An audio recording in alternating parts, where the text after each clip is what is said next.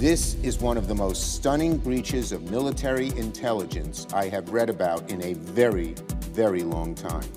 Nobody was texting war plans, and that's all I have to say about that. If it's not classified, share the text with the committee.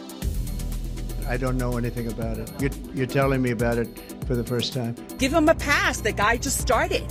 Let's see all the good things that he will do, not the mistakes that he made. That's it. If this was the case of a military officer or an intelligence officer, they would be fired.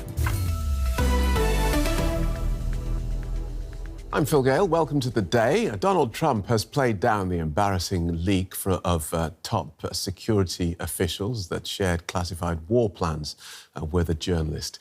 In an interview with NBC News, the US president dismissed the leak on the messaging app Signal as a glitch and not serious. On Monday, The Atlantic magazine's editor-in-chief, Jeffrey Goldberg, said he'd been added to a group chat discussing US airstrikes against Houthi rebels in Yemen just hours before they were carried out. The user, identified as Vice President J.D. Vance, posted this message referring to US plans to hit Houthi forces who'd been disrupting international shipping in the Red Sea. If you think we should do it, let's go. I just hate bailing Europe out again. Minutes later, according to Goldberg, the user, identified as Defence Secretary Pete Hegseth, responded, "Vice President, I fully share your loathing of European freeloading. It's pathetic. But Mike is correct. We're the only ones on the planet, on our side of the ledger, who can do this. Nobody else even close." Well, here in Germany, politicians have been expressing deep concern about this leak and what it means for Europe's relations with the Trump administration. They are very critical about the European Union generally. They are critical about, parts of them are very critical about our international role. It's not a surprise how they assess Europe and the support for Ukraine, for example. It's damaging the transatlantic cohesion on purpose. So we see on purpose the destruction of a long-lasting friendship and partnership. There is some small truth to it that we are not up to par at this point. And it will be tough with this administration. Don't make any mistakes about this. This is just the beginning. It's got to be real rough. Let me introduce you to Mara Karlin, who's had a long career as a foreign policy and defence advisor. Most recently, she served as the Biden administration's Assistant Secretary of Defence for Strategy, Plans and Capabilities. She's now a professor at Johns Hopkins University's School of Advanced International Studies. Welcome to DW. The strike against the Houthis was supposedly about protecting maritime trade and containing Iran. So why did Vice President Vance frame it as another instance of the US bailing out a freeloading Europe? I think what he was probably trying to suggest is that there are a number of countries, the United States, a number of countries across Europe, who all want to see the Houthis weakened. That makes sense, right? The Houthis have done, unfortunately, a pretty spectacular job closing maritime traffic around the Red Sea, commercial maritime traffic for really a long period of time. I mean, we're talking a year and a half at least or so. So effectively, I think his argument is, look, this is not just for the United States. In fact, it benefits many other countries, and we should have those other countries support us as well. What's interesting is he doesn't even suggest like political or diplomatic support or military support. What you see in the chat is a much more transactional approach, effectively economic support, pay for us to do these things, as though the United States is a bunch of mercenaries. Well, on that point, in that chat, officials wrote that the US should clearly state to Egypt and Europe what we are expecting in return. There was also talk of extracting economic gain from Europe. What were they talking about there? It's not entirely clear. We do have to understand with this administration, things can be more than a little bit fuzzy, but they seem to probably be alluding to some sort of economic cooperation, some sort of payments even potentially by European countries to the United States. I wonder if this isn't all tied to some of the hullabaloo over tariffs as well. Right. The Trump administration hasn't hidden its disdain for its European partners and allies. But the Vice President writing, "I just hate bailing Europe out again," and the Defence Secretary replying, "I fully share your loathing of European freeloading. It's pathetic." This seems to take disdain to a whole other level. It's stunning, but not surprising. When we look just at this example, you effectively hear them saying, I'm more perturbed at the Europeans potentially benefiting from these moves than I am interested in punishing the Houthis. That's a little bit astonishing.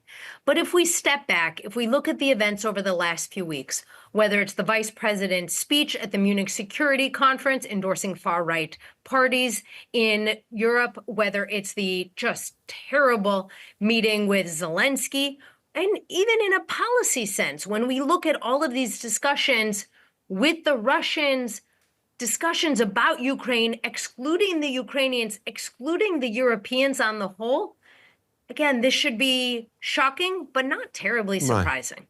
Right. And when we read the Defence Secretary Pete Hegseth saying, we're the only ones on the planet who can do this, there seems to be this sense of, well, if we don't do it, nobody will. Is that something the United States often finds itself saying? The United States military is a singular power, right? It is the most capable military in the world. It is able to find, fix, and finish just about any target anywhere in the world. To do that effectively, it usually tries to, and I would suggest needs to, work with allies and partners in terms of where aircraft are often taking off from, in terms of where its troops are based. It's often going to be more effective in terms of deterrence and warfighting when it's sitting next to other countries' militaries as well. These text chats taught us anything about this, about how this administration works? It is an interesting insight into how really important decisions are getting made. Look, I've spent thousands of hours in meetings looking at these various issues, these types of issues in terms of, do you use force? Where do you use force? Under what circumstances? And those meetings usually happen in the Pentagon, in the White House Situation Room. They usually happen over secure systems. And they're long, they're exhausting, they're serious and hard and robust debates, because the use of force is the biggest decision one makes as a policymaker. And instead, what we see is a bunch of texts and a lot of emojis. It shows that perhaps these important decisions aren't being given the serious approach that they need. Well, to be fair, we have a series of texts, but we don't know that this was the only discussion of these issues that went on. Indeed, we don't. And in fact, what we know from the journalist is there's a lot more that he didn't share because he thought it would be irresponsible to do so. It does give the impression, though, that they are looking at use of force decisions a bit flippantly, and that's ultimately quite discomfiting. Were senior officials in the Biden administration always absolutely scrupulous about their electronic communications? Look, I can't speak for everyone, but I can tell you in the defense community, folks are traditionally very nervous about how to use systems appropriately. And that's not least because if you are Russia, if you are China, this is just a gold mine, right? And the last thing one would want would be to somehow make it easier for Moscow or Beijing to know where U.S. troops are moving when the U.S. is going to use force and how it's going to do so. I mean, ultimately, that could put lives at risk. President Trump has publicly backed his national security advisor, Mike Waltz, who was part of that chat. He's called him a good man who has learned his lesson. Do you think that that'll be the message behind closed doors? Given the magnitude of what happened, I think many folks, myself included, would want to see investigations. What happened here? What else is being done over signal chats? Frankly, it may seem technical, but how in the world did very classified information get onto a signal chat system? What did that transfer process look like? And is this just routine? Is this kind of sloppiness the way that folks are operating in a day-to-day manner? You know, so many people, I think, in this story are focused on the journalist piece. Gosh, I can't believe that a journalist was accidentally added to this text. that's really the cherry on top of this entire Sunday, right? The real issue is that issues that are classified, that are sensitive, that involve the biggest decisions of using force are being put on an unclassified system. Thanks for talking us through that, Professor. Professor Mara Karlin from Johns Hopkins University. Thank you for having me. Well, President Trump and the Republican Party have rallied around the participants in that Signal group chat. The president himself said the leak made no difference to the outcome of the strike on Yemen's Houthi rebels. The Defence Secretary Pete Hegseth claims he and the others did not share classified information. I've heard I was characterized. Nobody was texting war plans, and that's all I have to say about that. Thank you. Appreciate it. The NSC said it was authentic. Luca Trenta is an expert in intelligence and covert operations from Swansea University in the UK. Welcome to the day. What did you think when you first heard about this? I mean, it was quite the story, and I think Goldberg had an interview very early on TV, and he almost did not believe what had happened, and it took him some time to figure out that what had happened wasn't actually some sort of scam. We don't really know how Goldberg was mistakenly added to this Signal chat.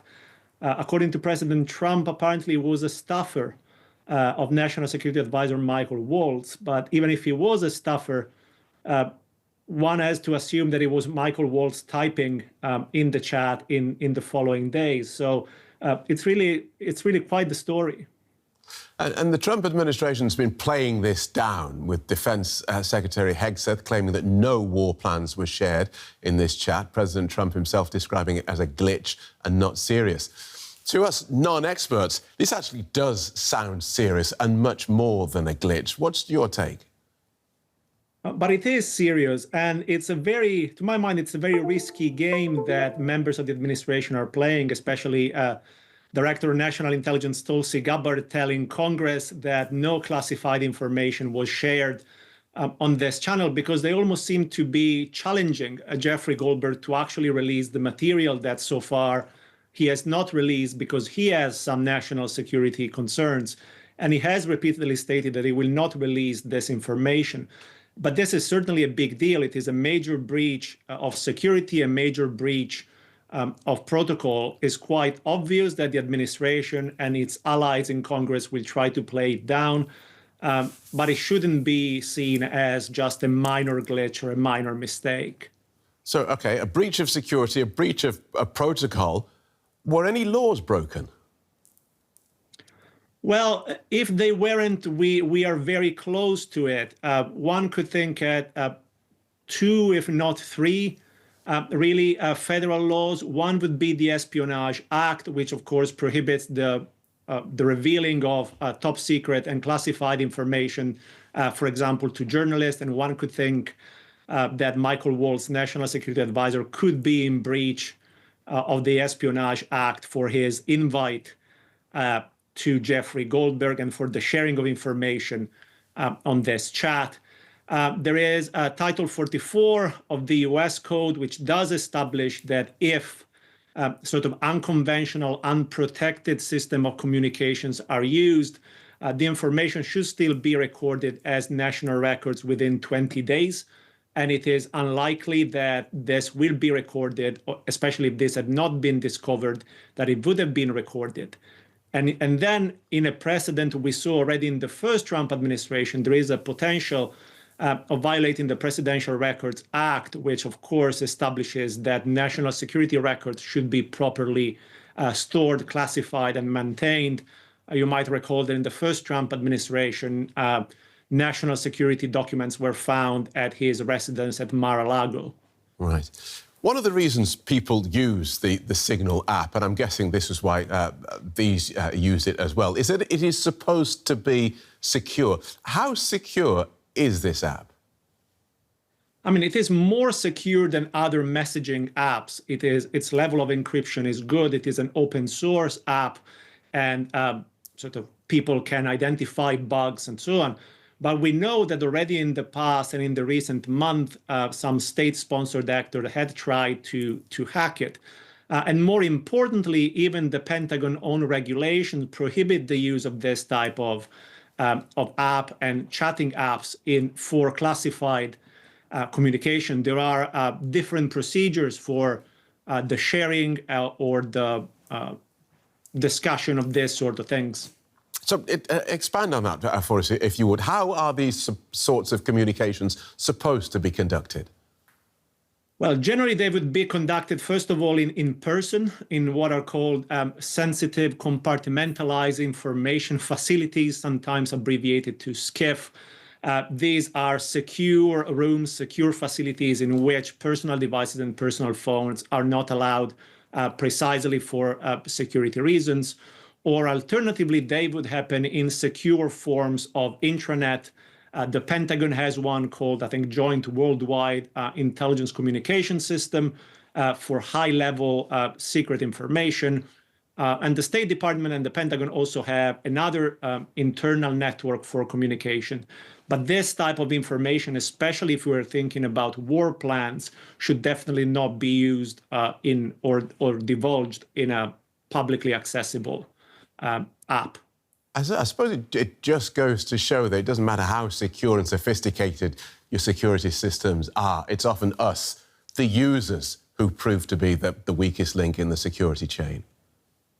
That is absolutely correct. I think that is the main problem here, that you have all the principles of the Trump administration not questioning whether they should be discussing this sort of things on an app like Signal, and being very open and very disparaging, for example, towards Europe. And at one point, J.D. Vance is also fairly disparaging towards President Trump, saying he's not sure that the president understands what is going on with this strike. So, and at no point anybody questions whether this should be happening in a more secure facility or through more secure communications.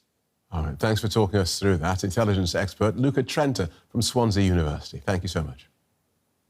Thank you. Senior US intelligence officials are claiming that no classified information was shared in a leak of US plans to strike Houthi rebels in Yemen. Speaking at a US Senate hearing, CIA Director John Ratcliffe and Director of National Intelligence Tulsi Gabbard denied that sensitive material had been shared in a group chat on the messaging app Signal. On Monday, The Atlantic magazine's editor-in-chief, Jeffrey Goldberg, said he'd been added to a group chat discussing US airstrikes on Houthi rebels in Yemen just hours before they were carried out. Now, US Vice President J.D. Vance is said to have posted this message referring to US plans to hit Houthi forces who had been disrupting international shipping in the Red Sea. It reads, "If you think we should do it, let's go. I just hate bailing Europe out again." Minutes later, according to Goldberg, a user identified as Defence Secretary Pete Hegseth responded, "Vice President, I fully share your loathing of European freeloading. It's pathetic, but Mike is correct. We are the only ones on the planet, on our side of the ledger, who can do this. Nobody else even close." So let's listen in to part of those hearings in Congress and the testimony from the Trump administration's top intelligence officials, starting with questions coming from Democratic Senator Mark Warner. This was not only sloppy, it not only violated all procedures, but if this information had gotten out,